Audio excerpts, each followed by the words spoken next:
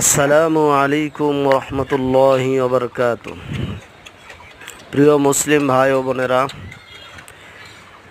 বাংলাদেশের উত্তরবঙ্গের সর্বশেষ জেলা কুড়িগ্রামের ভ্রুঙ্গামারী উপজেলায় একটি মাদ্রাসা করার নিয়তে কাজ শুরু করে দিয়েছি। আলহামদুলিল্লাহ, আল্লাহ তাআলার রহমতে প্রায় বাউন্ডারি কাজ শেষের দিকে।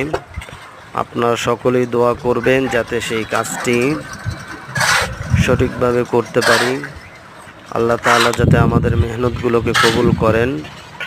আমি মুফতি রাশেদ ফয়জি বলতেছি। আপনারা সকলেই মন থেকে দোয়া করবেন। আর যারা যারা অনুদান দিতে চান, সহযোগিতা করতে চান এই মাদ্রাসা যাতে প্রতিষ্ঠিত হয়, এই জন্য আমার নাম্বারটা দেওয়া আছে, আপনারা এই নাম্বারে যোগাযোগ করবেন। সকলের কাছে দোয়া চাই, সকলের সুস্বাস্থ্য কামনা করছি। আল্লাহ তাআলা সবাইকে ভালো ও সুস্থ রাখুক, আমিন।